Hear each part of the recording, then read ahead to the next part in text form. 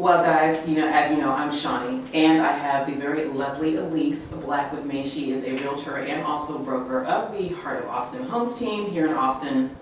And I have her today because she's represented some home buying for me in the past, and she's done a remarkable job. So I wanted her to be here with me to discuss all the craziness and this boom that's going on in Austin that I just can't explain myself, so I'm going to the expert here. Elise, what do you have to say about all of this craziness?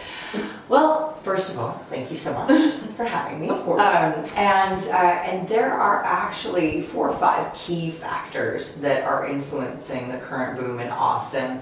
The one that most people think of right off the bat are that something like 253 companies have announced either an expansion within Austin, a move to Austin, Wow. opening in Austin, etc., bringing with it, just a couple of those companies bringing 5,000 jobs each. Wow. And there's just not, they're coming to Austin because there is somewhat of a tech worker Absolutely. existence already in Austin. Silicon Hills. Yeah. But they're going to have to import the majority of those people. Absolutely. And we were already at a crazy low inventory before this last couple years and all these companies announcing their move to Austin. So that's the one that everybody knows is insane import of people for jobs, tech jobs in particular, but really a wide variety of companies. And then all of the, when there are 5,000 people that come to town, you need another, decent chunk of people to be able to give them all the services for their lifestyle, right? Absolutely. So it's not just 5,000 people, it's all the other people around it.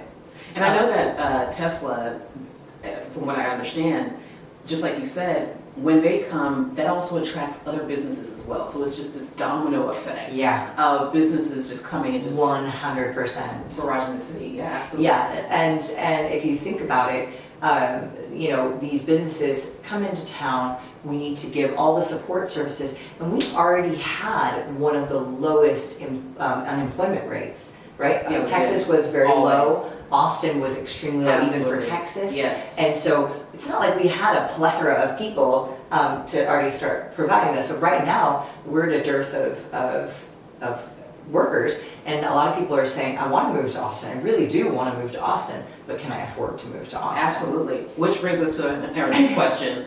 We've talked about why Austin, obviously it's, the tech city of the Midwest, but where are these people migrating from?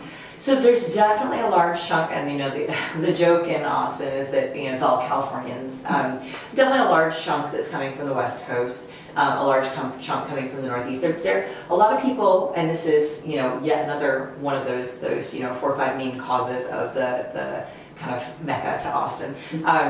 A lot of people now are freed up to work from wherever they want. And a lot of people have been saying, I want to move to Austin for a long time. Do you think the pandemic had a lot to do with that? Staying Yeah, home, definitely. Quarantining? Yeah, and the realization that I want a little bit more room, I want more sunshine in my life, but mostly I can now work from home from wherever. Where do I want to live? A lot of people are escaping, for better or worse, the tax burden in California, and Texas seems attractive on that aspect. Yes. Property taxes notwithstanding. Yes. And so, but there are a plethora of other reasons why there's this crazy run up of pricing in Austin as well. If you look at materials, raw materials, lumber being the main one, but honestly, all of the raw materials have followed suit. The complete industry, construction industry is super tight. You have to wait weeks and weeks and weeks just to get supplies. You're right. Exactly. So you add that onto it, prices have now gone up. Then you add on to the fact that the number of new build permits in Austin has really not increased between last year and the previous year and this year. Yeah, new construction. Exactly. So the number of permits being issued by the city, whether that's a bottleneck of the city or whether that is, number of permits being applied for, there are not necessarily a lot more being issued. In which case, like one of the main things that you always say, if I have to fall back on a new build, I can do that. But that's not even really an option right now. We're at the point now where, 10 homes come available in this particular builder's neighborhood or 15 in this one, and there's a bum rush to get into those. And so there was a point at which a couple months ago, there was not one new build home available south of Georgetown or north of San Marcos. Wow. Exactly. Oh so my you had to God. go up to the far, far outskirts, north or south, to be able to get a new build. Now, is that why Liberty Hills, Leander, and places like Yeah. that, 45 minutes out of Austin, Are is now exploding, booming? Yes. exploding, and you're seeing more and more homes in the luxury like 800,000 to 1.2 million in Leander and such. That's crazy. I mean, Manor, it still has that crazy bottleneck of the highway to get out there, and yet it's still going nuts because it's Oh, one of the wow. few places you can still get a house sub 300 that's with an Austin address. Sub 300. You know, it's Manor address, but like within the vicinity of Austin. Of course. When we help with people buying and selling in Manor, we're like, you need to be aware of the fact that you're going to have to add this onto your commute, or the buyer of your house is going to need to be aware of that, and that's going to hold them back. So we can't necessarily charge what we could if we were, say, at the same distance out in East Austin proper, because there are other chutes into town, but there's really one main chute Only into main town chute. from Manor. It kind of sounds like Oak Hill. Yeah. Oak Hill is such a bottleneck too. It's beautiful when you get out there, guys, but Yeah. it is just craziness. And you can get great things for your money in Elgin, but you're an exacerbated version of the same thing with Manor. Mm-hmm. The Fed has artificially kept rates Well, that's low right. Yeah. for For the mortgage loans. basically years now. Absolutely.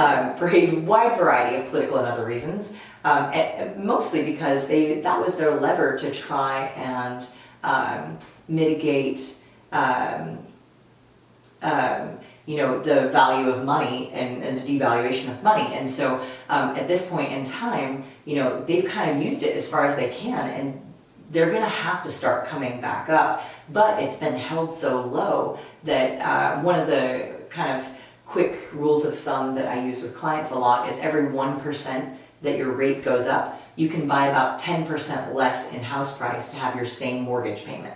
Right? So say, rates are being held artificially low at 3 or a little under 3 for a while there. If it goes up to 4, which is a much healthier actual rate of return, then you can buy 10% less house. If you were going to be able to buy 600,000 now, you can only buy, say, 540,000 for the same mortgage payment. That's interesting. Yeah, so it can have a strong effect on what prices sellers are able to get, what prices buyers are able to afford, which obviously those two are intermingled very tightly. Absolutely. So, I mean, really there's a huge variety of reasons why this Austin market has gone absolutely crazy, and I do think a few of those are going to start toning down, and we're seeing that start happening right now. Let's definitely talk about that, because we talked about what you can afford with houses, but really June specifically, what's the median home price on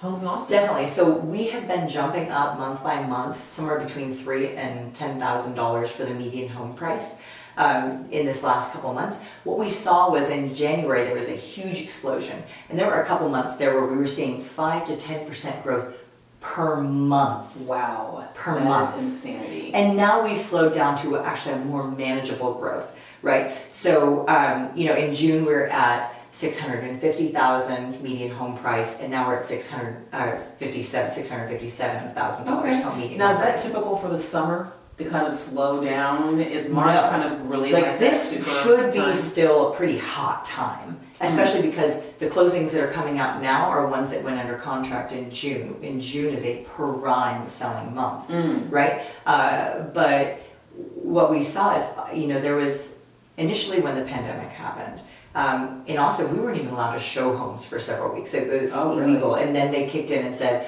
actually, housing is a necessary thing. You are, what was the term? Essential worker. Absolutely. And so then we were able to get out and start showing homes again without the risk of being fined. Because, some people are being forced out of their place. They need a place to live. Then we saw it started to pick up, and inventory started to continue to dive off. And then in November and December, right? Because now we're not tied to the school calendar because kids are at home, right? And usually you'd see a drop off in August, late July, mid-August sort of thing. in preparation for school. No drop off. Wow. Inventory continues to dive, right? It hits this crazy low in December, January. We were down to 250 single family homes available in the entirety of Austin. Wow. And by the way, it's really normal for 1,000 to 1,500 single family homes to sell per month.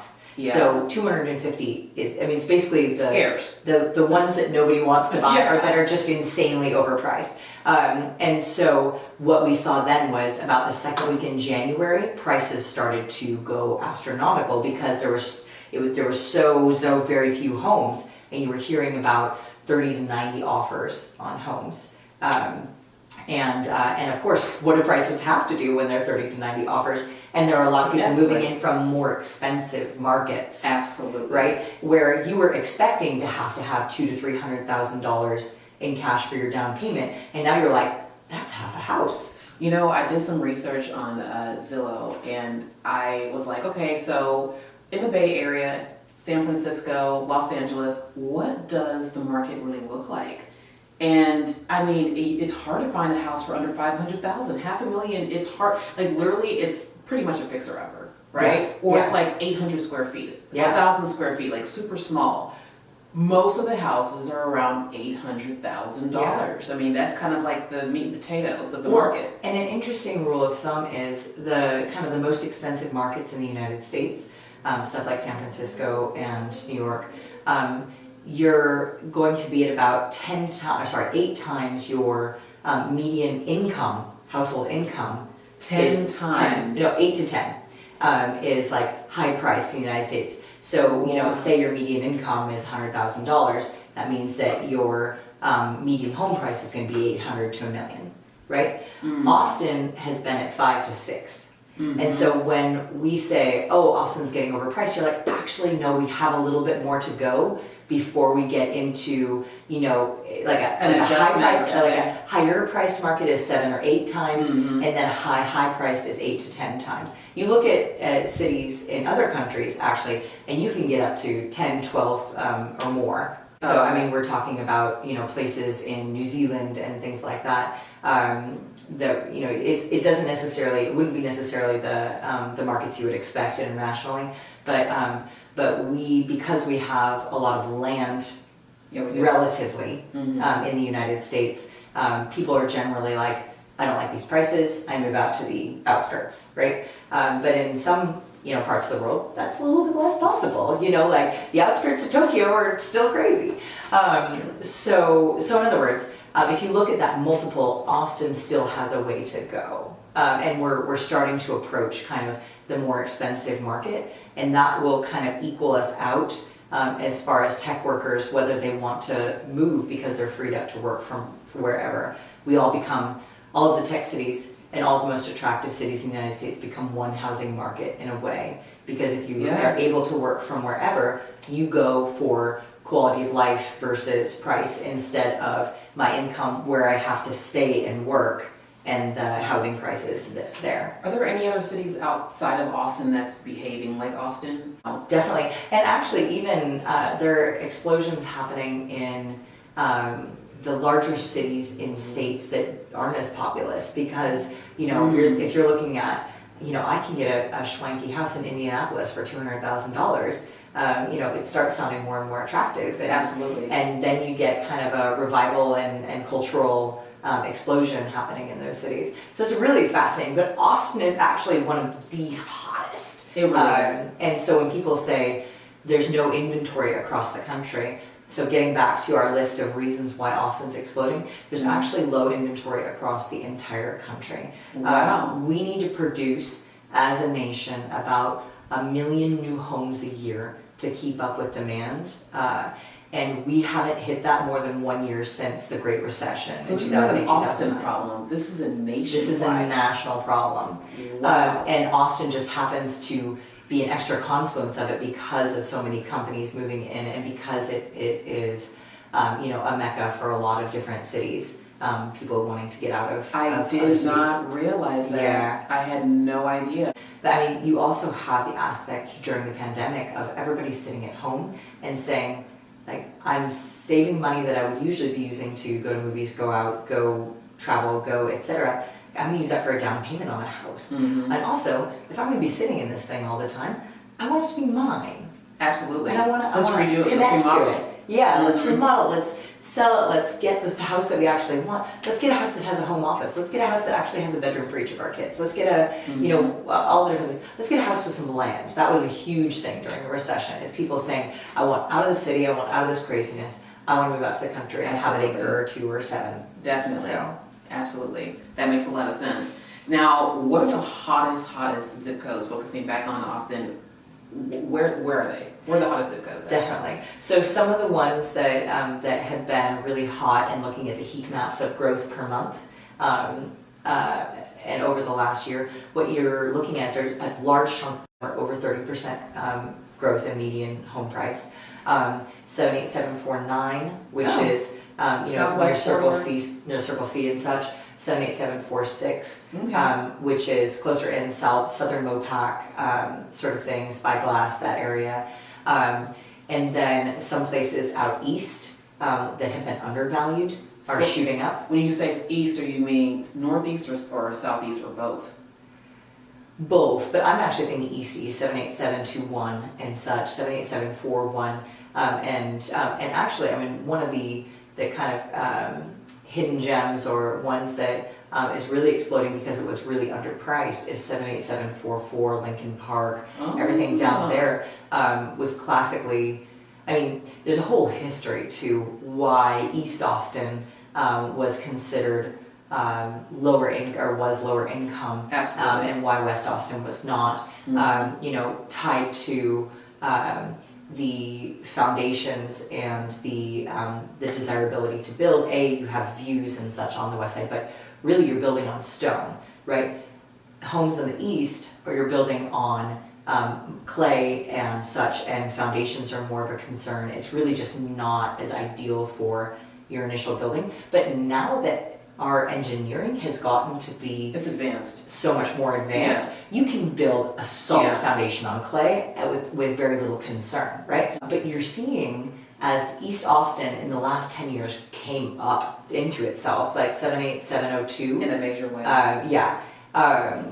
exploded, and even when the rest of Austin was just, you know, going up pretty quickly, it was really booming. And now you can't get a piece of land over there for less than 150, 200K. And then of course, you know, the proximity, especially we're talking about East Cesar Chavez, or, you know, any of those areas around that little bubble. I mean, $1 million homes, but I mean, it was like 5 minutes away from downtown. Yeah, and there's lining and you know, you have the white horse, you have like cool little hangout venues. Absolutely, the bars and the eateries. And the coolest new cultural centers and attraction tend to be in neighborhoods where artists and Gravitate to. can gravitate to, because they can afford it, right? Absolutely. And so people who are, you know, creating cute little nooks are tend to be more in the neighborhoods where you can afford to live.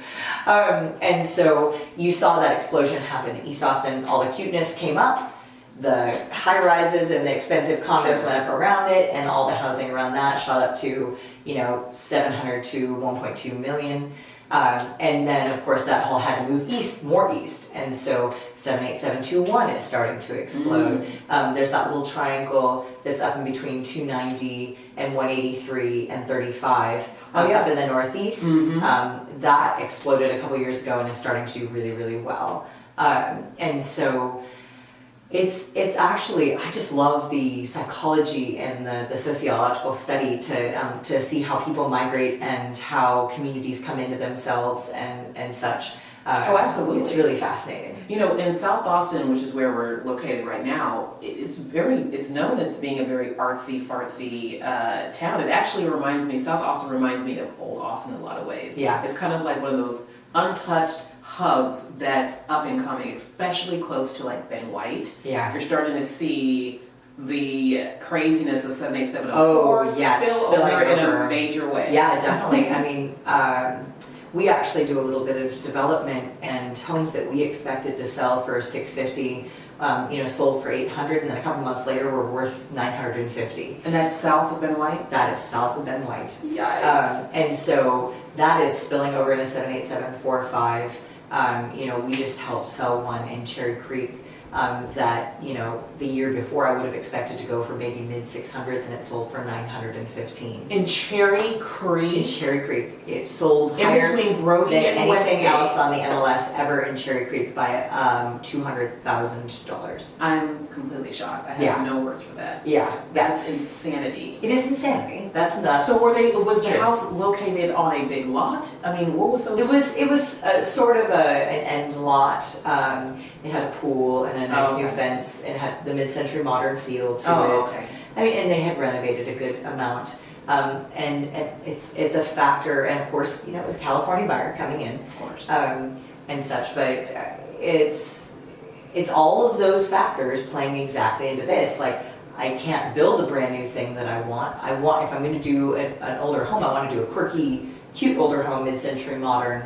I'd love to be able to have a pool because public pools are barely starting to open back up. And also just, you know, why not have a private one if I mean, can you know, afford $900,000? apparently on Airbnb you can start renting out people's pools in the backyard, so that is a thing. That's a thing. That's a whole thing. I hadn't heard Are about you that. serious? And I Yeah. even I'm on Airbnb. I rent out several like schwanky villas and such. So I did not know that. Yes. But I was gonna say, you know, and if you, again, coming in from San Francisco where you're expecting, I mean, there are starter homes going for around $1 million in San Francisco. So if Yeah. you're expecting to pay, you know, 1.2 to 2 million to get a decent house, coming here, you're like, heck yeah, I'll pick up that 900K You're house getting a with deal. all the bells and whistles. Absolutely. Yeah. Oh my God, that makes so much sense. Okay, so we talked about hidden gems, we've talked about the hottest zip codes and whatnot. What about the seller wanting to sell their house? What do they need to do? How do they sell their house? How do they get the most out of their house in this Definitely. very, very hot market? Definitely. And so in a normal market, I wouldn't actually encourage sellers to do much to their house. But there's a distinct difference right now between buyers hungry for it and buyers seeing something that's remarkable and bidding to, think about it, the California buyer or the New York buyer coming in, bidding to astronomical levels, right? And so in this particular market, if you can pull together the funds to be able to get it up into a pretty state, you're gonna get a premium price above what you paid that you wouldn't in a normal market necessarily be able to command. Mm-hmm. So there is some of that because there's that astronomical edge above. But I would say for most sellers, the key is knowing whether or where to price because things are moving so quickly Yeah. that if you just be like, well, I saw my next door neighbor's quote, this is the type of thing I hear all the time. I saw my next door neighbor 3 doors down, they just sold for $700. I want to price it at $725.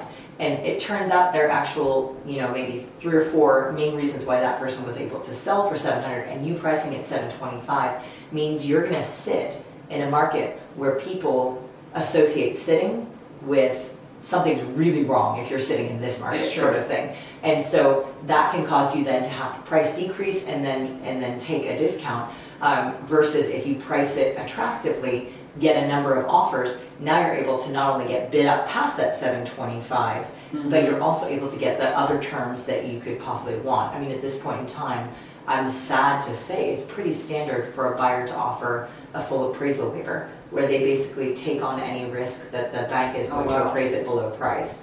For them to offer no financing contingency, basically saying, I will take on the risk that I don't get the financing and lose my earnest money if that happens. Wow. And so a lot of the things that were kind of the over-the-top terms to offer About last a year year. or two ago. Yeah, exactly. To offer last year are becoming pretty standard right now. Oh my gosh. However, I do want to point out, and this, you know, is definitely something we'll want to talk about at some point. There is a shimmer, glimmer of hope right now for buyers in that there's burnout. There's a little bit of burnout going on. More people who were thinking about moving to Austin are going, actually, it's not the deal. Like I had a set of clients that could afford up to 1.2 but wanted to stay under 1. But wanted a nice house for that. They were coming here from San Francisco. And you know, they ended up not even offering because, you know, they almost offered on 2 or 3 homes, but they weren't comfortable with the terms and the pricing that they were gonna have to do to be able to win it. Meanwhile, their family is back in San Francisco. So they say, let's just go back to our family buy a home at 1.2 anyway, because it looks like that's what we're gonna have to do here to get what we want. You know, and I'm like, there are a ton of $750,000 houses over here, but it's not the things that you want. And so they It sounded like they they headed back already as well. Yeah, they headed back, and I think that is going to be more and more common now that, because I mean, if you're looking at June of last year versus June of this year, median home price for a single family home in Austin, we jumped from 455,000 last year in June to 650 Wow. this year in June, which is a 42% increase. All in 1 year. 1 year. So we went from a very attractive market relative to a lot of these other major cities to a somewhat attractive market. So what it sounds like to me is that for sellers, don't get too greedy because you might shoot yourself in the foot. You may shoot yourself in the foot. You really need a very clear picture of how your house is performing this month, not 2 months ago, not your neighbor that went under contract 6 weeks ago and closed last week. Right. That's a different market 6 weeks ago than we are in right today. And it is moving that fast. It's moving that fast. So you have to adapt. You really have to be on your toes. You need your house to look as shiny as possible for that first week or two. And you know, if you're looking at the Great Recession versus now, we were at 50 to 55 days median on market for a home to go under contract at that point. And we have so far this year been at 4 days median time on market. Oh wow. Before you go under contract. So, and I would argue that it's only 4 days instead of 1 day, because most agents who are being wise about it will have you sit the weekend to make sure that you can get as many offers as possible in that short period of time, and then sort through those and kind of bid those against each other. And so making sure you have an agent that is super aware of where the market is at today. A lot of what you're finding now when you can't find a house that's on the market, and you're finding it off market and stuff, is found through relationships and through an awareness of who to call about certain neighborhoods and such. And so it's really important to get professionals who are really good. No, that's very, very key. And it's going to be a make or break, just like you were saying. Definitely. You definitely want to have a good team. And that being said, I'm a big fan of the agent that's just got into to real estate, and I love coaching agents and helping them up. And it's important for them to have someone backing them up and helping make sure that they're truly helping people at the level. Well, I mean, my first questions when I'm asking, a realtor, like back in the day, I'm just like, how long have you been doing this? And if it's 3 or 4 years, oh, sorry. 3 or 4 years is starting to be sort of a veteran at this point. It kind of is. There's so many of them. I'm like, there's not knocking anyone that's there. Yeah, no, totally. There's a stat in real estate that 93% of agents fall out in their first 2 years. So, so if you've made it past your first 2 years, you're starting to become established. Yeah, it kind of sounds like having a business. We're like, what? Yeah, exactly. Businesses do fail exactly the first 2 years. If you made it 5 years, you're in it to win it. Yeah, definitely. Of course, 100%. Let's throw in a pandemic and see how you do. Even if you're a veteran, let's see how you do in a pandemic. Definitely. Even though you're a veteran. So that's a whole. Well, and it's an interesting market for agents right now, because usually, open houses are a great way to meet buyers that are unrepresented, because why are they coming to an open house? Because they don't have an agent, sort of thing is pretty common. But right now, so many buyers are like, no, my agent has already shown me 40, 50 homes, written 5, 10 contracts for me. We've lost all of those, and I don't want to ask her, him to get out and show me. I just want to go look at open houses and such. So the vast majority of people coming into open houses are already represented. That being said, there's a record number of transactions happening. A lot of people who said, I'd never leave Austin, are going, I can't afford these property taxes. And they're starting to head out of town. So there are a crazy number of transactions. It's just making sure that you have the track record and people to refer clients to you. So absolutely. And what happens to someone that has a contingency situation? So you're in a house, you want to sell, but that's going to be contingent on you buying a house yourself. Definitely. What happens in that type of situation? So I have a very long, conversation about this with sellers, and several documents that I have about this, but I'm going to give you the bare minimum of what I would suggest. So there are, three main ways that I would go about it in this current market. One is there are companies out there that will basically help you buy in cash, having put effectively a lien on your current house, right? They're making sure that you have enough equity in your current house that you're going to be able to afford easily to get into that new house. So they buy it for you in cash, and then you sell your house, they get paid back, you move into the new one. Okay. And those services aren't free, right? I mean, obviously they're taking a little gamble on you being able to sell your house for a reasonable price, etc. So And I think also the that buyer, I mean, who is also a seller, they're taking a gamble as well. They're buying into this program hoping that they get their money's worth. And I mean, in this market, you will be able to sell. Will you be able to sell, for max dollar? Highly likely, but not guaranteed. Like, these things are never guaranteed. Mm-hmm. And so those programs and it depends on the pricing of the house, like $8,000 to $12,000 or something like that for the right to be able to buy in cash. Think about it this way, though. Buying in cash does look like an appealing offer on your purchase, right? So you may potentially be able to win it without having to bid up even higher, because you are cash-like. So you can pose like a cash buyer, but not be a cash buyer. There are programs out there. Exactly, because you have enough equity in your current home, you can use a program that makes you look like cash. And there are a couple different programs out there that are doing. The most well-known one is Homeward, and I've worked with them a good number of times recently.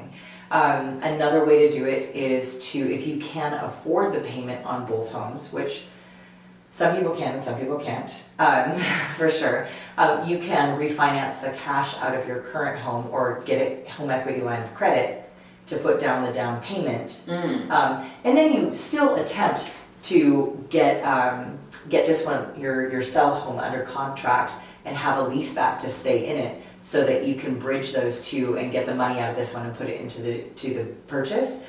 But you have the ability to do it without that if you can afford both payments and you have the cash out of your first home to put into the buy. And of course, the home equity line of credit, the interest rate is going to be a lot cheaper too. Yeah, home equity line of credits are quite reasonable. Yeah. But it's still more money because you have two different houses. Absolutely. But remember, when you get a loan, you don't make a payment on the first of the month following your close. That gets rolled into the loan. That's true. You make one on the second month. Yep. So the chances of you being able to get out of your house in this hot market for a great price and get into the new one within those 2 months, pretty high. But you have to qualify to be able to carry both. Otherwise, they won't do it because the lender doesn't know for sure that you're going to sell. So they want to make sure that you are not going to default if you do not sell. So that's definitely another option. And then additionally, I mean, occasionally I've been able to get contingencies through even in this market.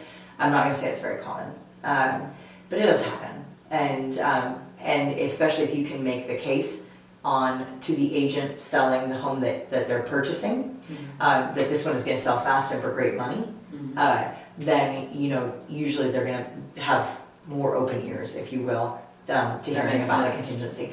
But it's not incredibly common. If they have a bunch of other offers, they're highly unlikely to be willing to consider that, unless you're just crazy over everything else or something like that, which, in general, people are having to pay over what they think a house is worth right now. And then if you add into that a crazy premium because you're trying to make up for a contingency, it just doesn't feel good to the buyer. So. Right, yeah, that's understandable. So what are like the craziest home buying or selling experience that you've ever had?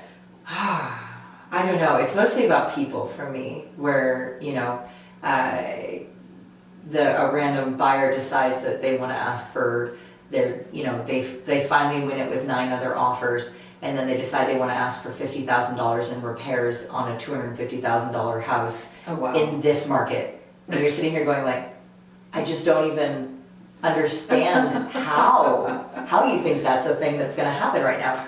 Or a seller will say, well, my neighbor's just sold for $650. I want to price it $800. And you're like, you still need to it's an insane market, but there's a level of insane that it is, and then there's the level of insane that we're talking about now, and those two there's a difference.